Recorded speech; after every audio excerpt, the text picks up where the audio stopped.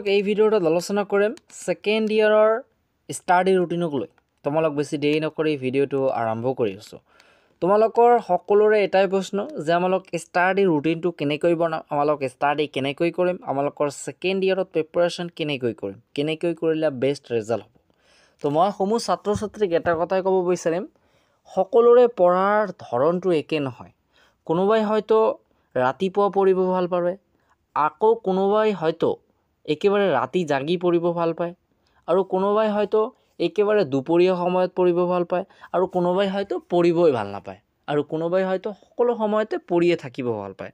গতিকে কাৰো সময় একেবাৰে নিৰ্ধাৰিত নহয় যে মই এইটো সময়ত পঢ়িম বা এইটো সময়ত পঢ়িম। আৰু এটা কথা কি, তোমালোকক যদি মই নিজে দি দিওঁ যে ষ্টাডি এনেকৈ কৰিবা, ষ্টাডি ৰুটিনখন এনেকুৱা মই ষ্টাডি ৰুটিন এইখন দিলোঁ, তোমালোকে এইখন ফ'ল' কৰা, তেন্তে মোৰ সেইটো ভুল হ'ব। কাৰণ পঢ়া তেনেকৈ নহয়, কাৰোবাৰ ওপৰত জাপি দিয়া সেইটো বস্তু পঢ়া নহয়। মোৰ হিচাপত কি, পঢ়া নিজে পঢ়িব লাগে। কাৰণ মই যেতিয়া নিজে বুজিম যে সেই কামটো মোৰ কাৰণে ক্ষতিকাৰক, তেতিয়াহে মই সেই কামটো কৰা বাদ দিম। আৰু যেতিয়া মই বুজিম যে সেই কামটো মোৰ বাবে বাধ্যতামূলক বা সেই কামটো কৰিলে মোৰ কিবা উপকাৰ হ'ব ইন ফিউচাৰ, তেন্তে মই কৰিবলৈ সক্ষম হ'ম বা কৰিবলৈ চেষ্টা কৰিম বা সেই কামৰ প্ৰতি আগ্ৰহ হৈ আহিব। ঠিক আছে, সেইকাৰণে মই তোমালোকক ৰুটিন বনাই নিদিম, মই তোমালোকক কৈ আছোঁ যে এনেকৈ ৰুটিন বনাব লাগে।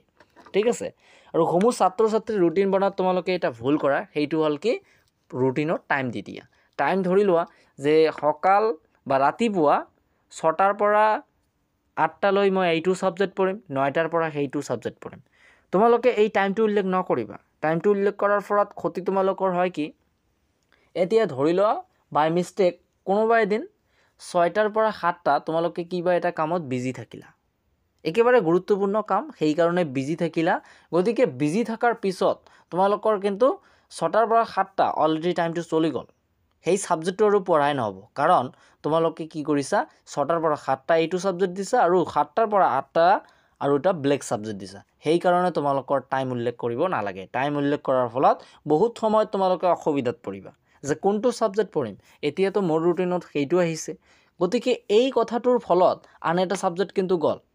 এতিয়া ধৰা যদি মই টাইম উল্লেখ নকৰোঁ বা তোমালোকে যদি টাইম উল্লেখ নকৰা, কি হ'ব, ধৰি লোৱা তোমালোকে ৰাতিপুৱা 2টা ছাবজেক্ট পঢ়িবা, অলপমান দেৰিকৈ আহিলা, 2টা ছাবজেক্টে পঢ়িব মন যাব, কাৰণ তোমালোকৰ ৰুটিনত আছে 2টা ছাবজেক্ট।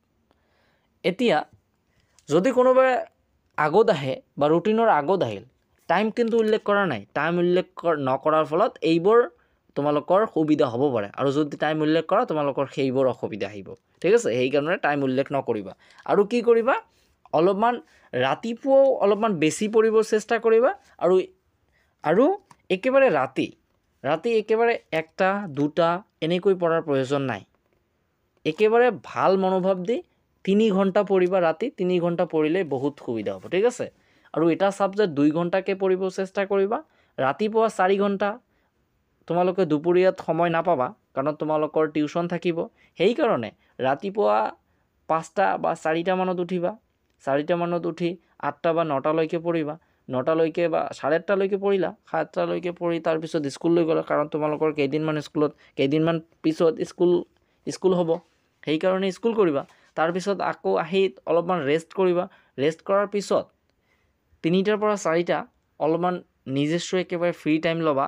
সেই সময়ত তোমালোকে কি কৰিব মন চায় সেইটো কৰা, যিটো কৰি ভাল লাগে। হয়তো কাৰোবাৰ মোবাইল চাই ভাল লাগে, সেই সময়ত মোবাইল চোৱা, কাৰণ যদি তোমালোকে একেবাৰে মোবাইল চোৱা বাদ দিয়া, সেই ফলত কিন্তু তোমাৰে ক্ষতি হ'ব। কাৰণ ব্ৰেইনটো যিটো অভ্যাসগত হৈ আছে সেইটো তোমালোকৰ কৰিবই লাগিব। মই নক'ম যে মোবাইলে তোমালোকৰ ক্ষতি কৰে, মই নক'ম সেই কথাটো, কাৰণ মোবাইল তোমালোকৰ ক্ষতি নকৰে, তোমালোকে নিজৰ ক্ষতি কৰা। এতিয়া ধৰা মোবাইলক লৈ যদি তোমালোকে বাৰম্বাৰে গেমেই খেলি থাকা, তেন্তে ক্ষতি কাৰ হ'ব, তোমাৰ হ'ব। মোবাইলে তোমালোকক ক্ষতি নকৰেতো, গেমটো তুমি ষ্টাৰ্ট কৰি আছা, মোবাইলে কিয়?